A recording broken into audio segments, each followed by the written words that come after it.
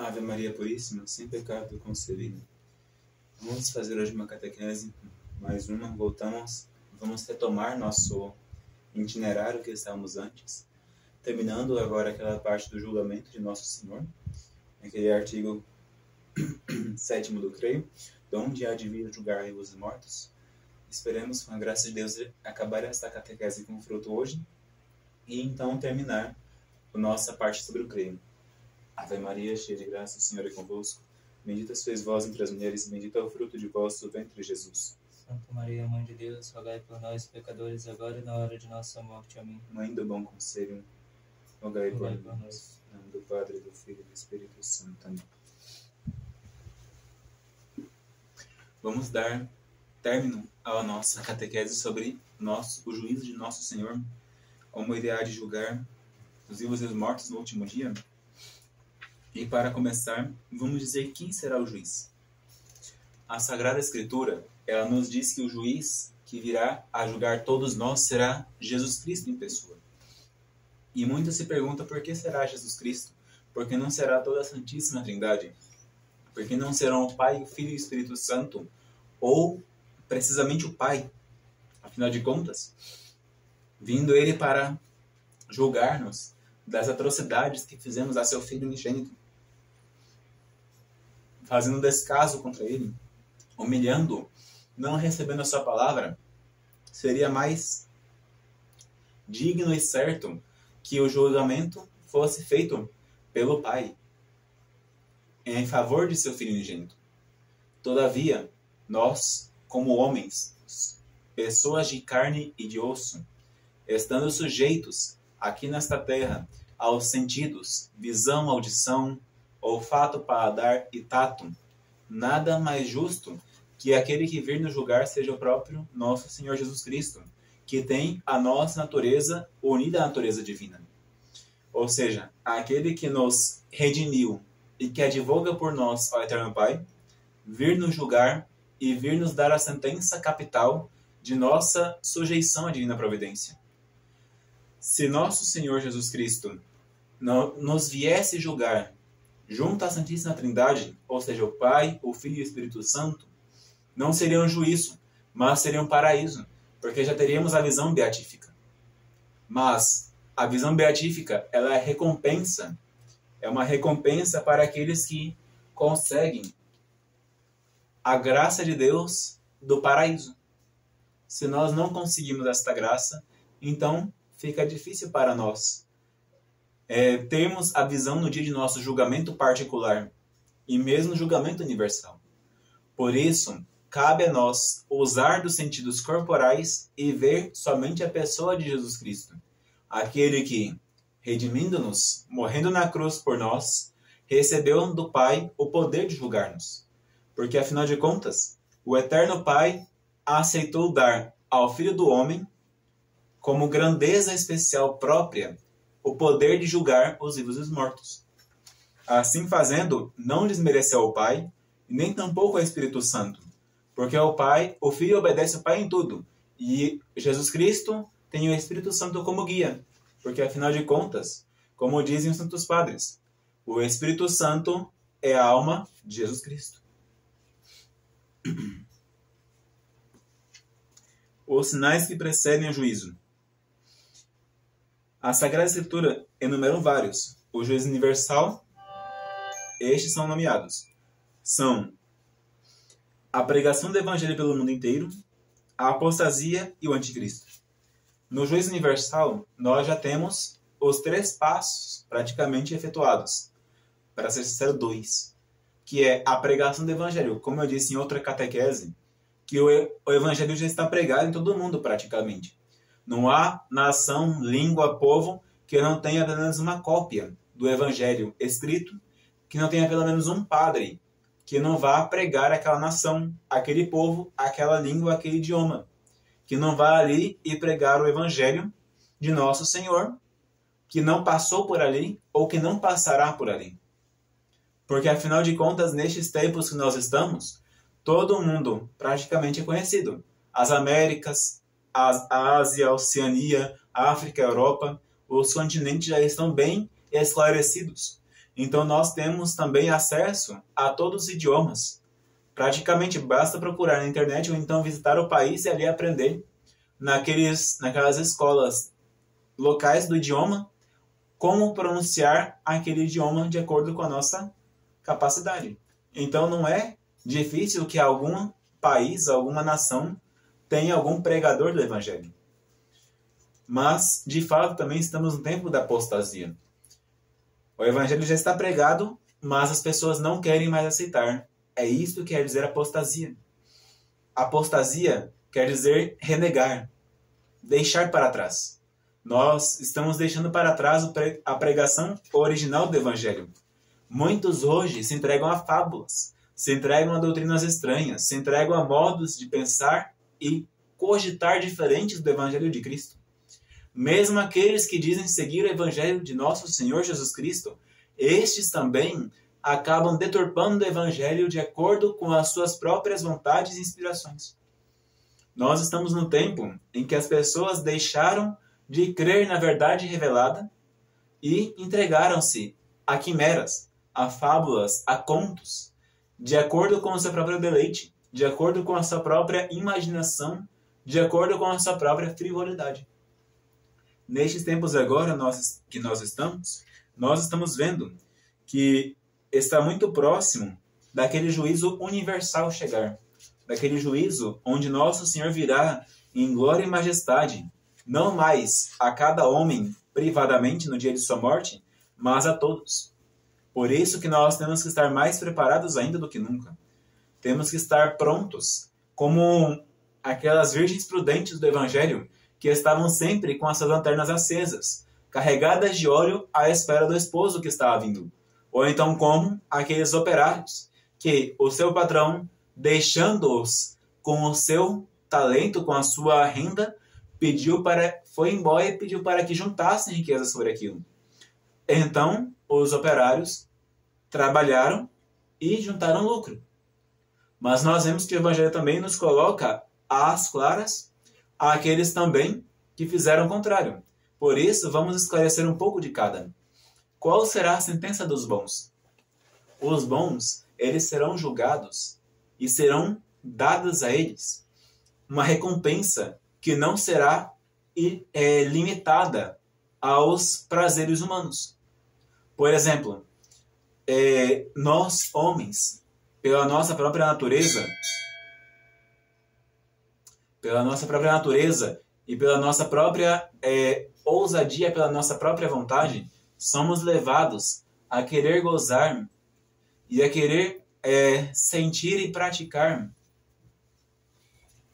coisas que nos deixem saciados de acordo com saciados de acordo com os nossos deleites, saciados de acordo com a nossa alegria. Queremos estar sempre alegres, raramente queremos estar tristes. Queremos estar satisfeitos no nosso ventre com relação a líquidos, ou seja, saciados na sede. Raramente alguém fica contente de estar sedento, faminto, triste, melancólico, etc. Raivoso. No paraíso, nós teremos todos estes deleites, mas não no sentido mais humano, de ter que buscar satisfazê-los.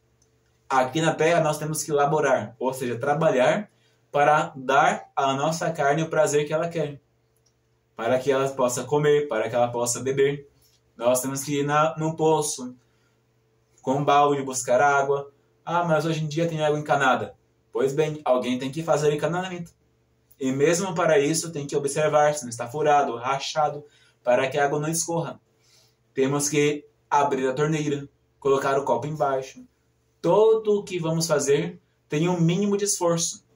Claro que estamos no tempo em que os esforços eles são reduzidos, porque a engenhosidade que Deus deu ao homem chegou a um ápice em que o homem tem às portas, às mãos, os prazeres mais fáceis, que não era há 50, 60, 80 anos atrás, se formos comparar com os nossos tempos atuais.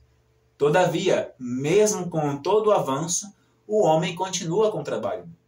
Porque foi um castigo dado por Deus a Adão, que o homem deve juntar do suor do rosto o alimento.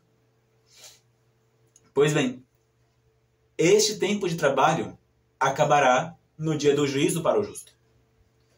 O justo, trabalhando nessa terra, ele vai juntando diamantes para o paraíso, vai juntando em seu caixa, em seu tesouro, em seu cofre, uma joia que nunca mais vai deixar de ter valor. Aqui na terra nós temos algumas joias também, mas estas com o tempo apagam seu brilho, quebram, racham, se corroem. Mesmo o ouro mais fino acaba corroído. Mas, se nós observarmos bem, se nós trabalhamos nessa terra sem desejo de acumular somente as coisas aqui, então acaba que nós conseguimos uma joia que não se acaba, um tesouro que uma traça não pode correr, que o ladrão não pode roubar, que o tempo não pode apagar. Esse prêmio é o paraíso, a visão beatífica. Por isso que nós, cristãos, temos que buscar trabalhar cada dia, não importa o que fizermos, mas trabalhar cada dia com um objetivo único de agradar a Deus. Assim sendo, aquele que fizer isso no dia do juízo, particular e universal, escutará a mais bela das frases: Vinde, benditos de meu Pai, para o reino que vos está preparado desde a origem do mundo. Nosso Senhor explica isto. Porque tive fome e me deste de comer, tive sede e me deste de beber, e etc. Poderemos perguntar: Senhor, quando fizemos isto? Quando tivemos com fome, com sede, no peregrino? E ele responderá: quando fizerdes isto a um destes meus pequeninos, a mim é que o fizestes. Ah, mas hoje em dia tem muita gente perversa no mundo que se faz de coitadinho para receber alguma coisa.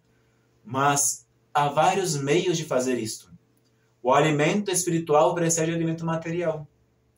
Se nós catequizamos a uma criança ou a um adulto que pede para nós, que tem fome da sabedoria do alto, que tem sede da graça de Deus e do Evangelho, que está desnudo das boas obras, se nós ajudamos essa pessoa a conseguir ir para o paraíso, nós praticamos essas boas obras.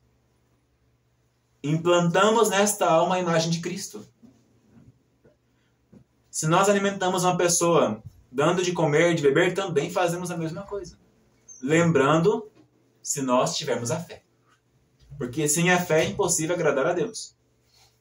Nós temos que buscar o meio essencial, a verdade infalível, para poder agradar a Deus. Não importa para nós darmos todo o nosso alimento em favor dos pobres, as nossas vestes do guarda-roupa em favor dos nus, cedermos a nossa casa em favor dos desabrigados. Se nós não tivermos a fé, não fizemos nada. Por causa que a fé ela é prelúdio da caridade. Sem a fé, tudo o que fazemos não passa da mais vil filantropia. Mas com a fé, tudo o que fazemos vira um tesouro inexpugnável no paraíso. Por isso poderemos escutar essa frase maravilhosa de Cristo: Vinde, bem-aventurados de meu Pai, para o reino que vos está preparado desde a origem do mundo. Portanto, nós, como cristãos, filhos de Deus, batizados, temos que buscar com veemência essa nossa alegria de estar perante o juiz e escutar dele não uma sentença de réprobo, mas uma sentença de inocência. Estar perante ele e escutar a alegria e ver em seu rosto estampada a felicidade de receber uma alma que ele derramou sangue para resgatar. Nós temos que dar a Deus essa alegria, porque é nossa obrigação de fazer a Deus feliz na medida e na capacidade de nossas forças. Para os maus, todavia, nosso Senhor voltar-se-á com um olhar de ira, com um olhar de escárnio, com um olhar que nós teríamos medo de ver em nosso amigo. e dirá para eles: Apartai-vos de mim, malditos, para o fogo eterno que foi preparado ao demônio e aos seus anjos. Nada pior escutar da boca do próprio Jesus Cristo, da boca do próprio Deus, as palavras: Apartai-vos de mim.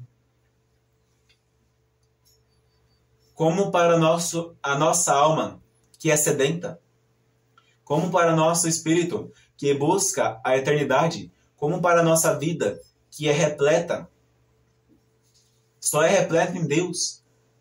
Como é difícil escutar essa maldição: Apartai-vos de mim. É uma coisa terrível.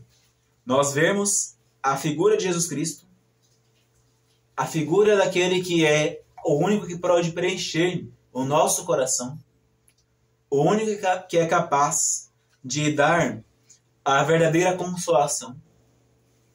Escutar uma palavra destas: Apartai-vos de mim. Não queremos escutar isso de nossa mãe, né? E nem de nosso pai, quanto mais de nosso Deus.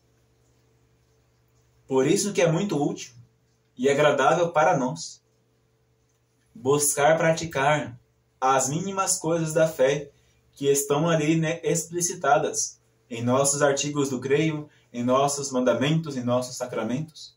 Buscar espontaneamente cada uma destas verdades infalíveis, que são a única coisa que pode alimentar nosso coração. Vindo então a pena do dano, porque de fato o pecado ele exige uma reparação justa. E a maior justiça disso está: Apartai-vos de mim, malditos para o fogo eterno. Sermos apartados de Deus para um lugar escuso, onde não poderemos ver a Deus. Apartados para um lugar solitário, que eu digo entre aspas, por causa que, mesmo repleto de pessoas ao nosso redor, parecerá para nós estarmos sós.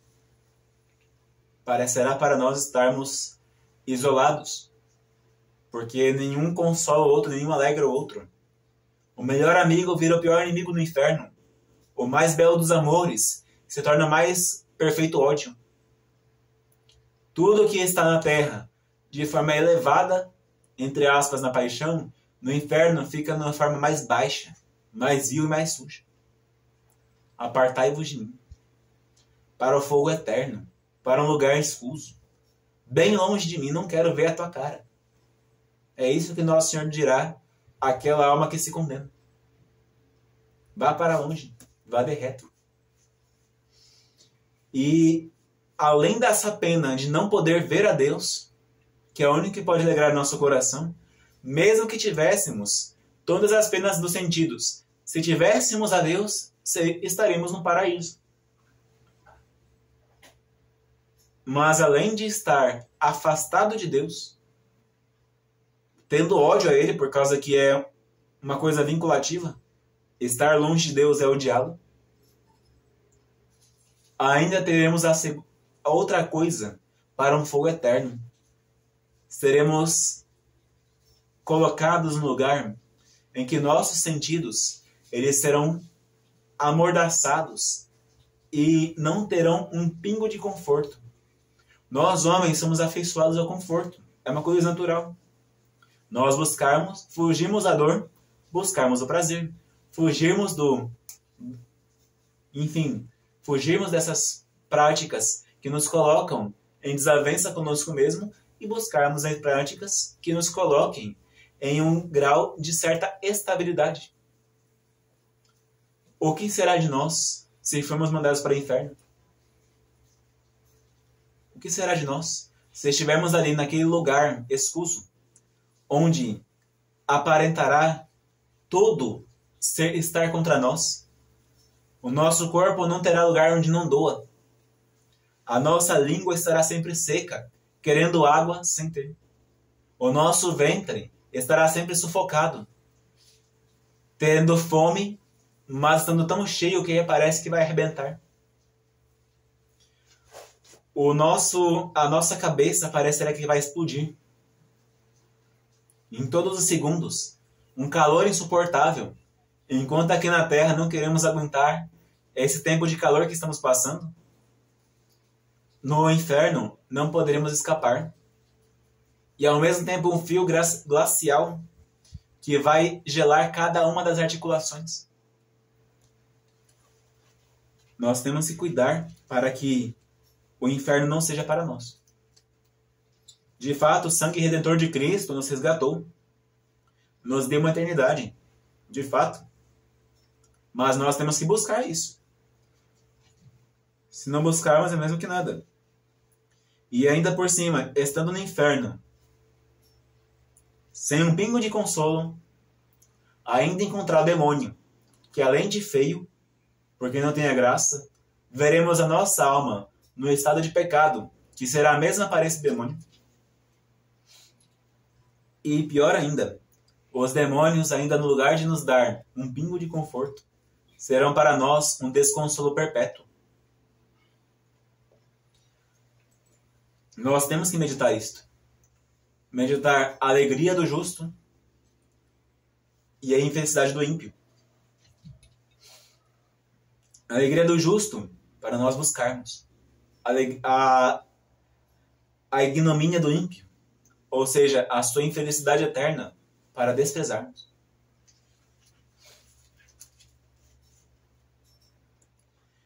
Nós temos que estar sempre com elas no pensamento, nos lábios e nas ações.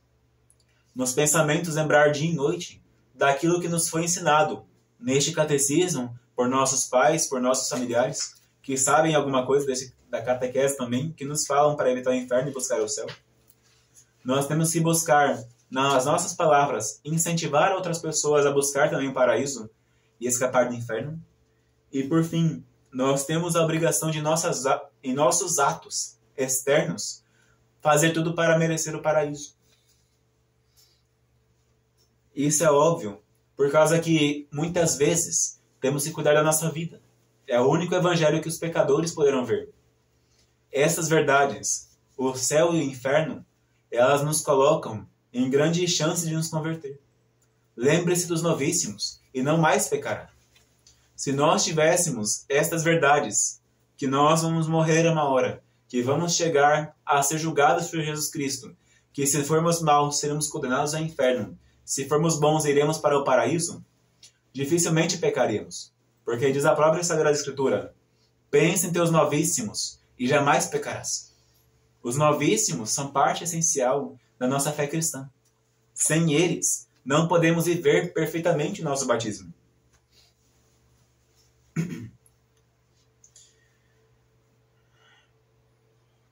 Nós temos também que pensar nisso para perseverar naquilo que estamos fazendo. Porque, afinal de contas, se estamos buscando a justiça, e por isso podemos ser chamados de justos perante Deus, porque confessamos com uma certa frequência, vivemos as virtudes, praticamos o bem, evitamos o pecado, então nós estamos andando em uma linha, uma senda estreita. Essa senda estreita, nós temos que cuidar para não cair. E o que nos anima é olhar para a frente, ver o paraíso, olhar para os lados e vermos o inferno. Se pensarmos continuamente nisto, iremos sempre adiante naquela senda estreita. Mesmo que os ímpios e iníquos nos façam troça, nos chamem de apelidos medonhos, ou então nos façam pensar em coisas contrárias à fé, nós temos que olhar para a frente, olhar para o caminho que Jesus crucificado traçou para nós, a senda estreita que nos leva ao paraíso, e então veremos alçar em nossos olhos, perante nós, aquela recompensa que está preparada para os eleitos de Deus. Por fim, nós temos que pensar em todas essas coisas para nos alentar nestes tempos de tribulação que nós estamos, nestes tempos de apostasia que nós estamos vivendo, em que vemos que a impiedade aumenta cada vez mais, em que os homens entregam-se cada vez mais à devassidão, à impureza, a uma vida mandada pelo dinheiro. Nós temos que pensar que estes estão no caminho errado. Eles podem ter uma graça no final da hora, tudo bem, conseguir a salvação, mas nós não temos como saber disso. Mas nós temos que buscar a nossa salvação. Não importa o nosso vizinho. O importante é que nós busquemos aquilo que é necessário para nós. E isto com base no Evangelho, com base naquilo que nosso Senhor nos ensinou. A boa semente foi lançada. A pregação foi dada em todos os lugares do mundo. Não há lugar, não há tempo, não há momento em que as pessoas não conheçam a verdade revelada.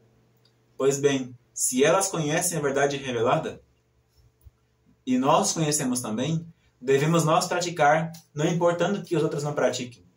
Mas pensemos sempre em nossos novíssimos, que nós teremos de encontrar este soberano juiz após nossa morte, e ele nos dará como recompensa, se formos bons, o paraíso, se formos maus, o inferno.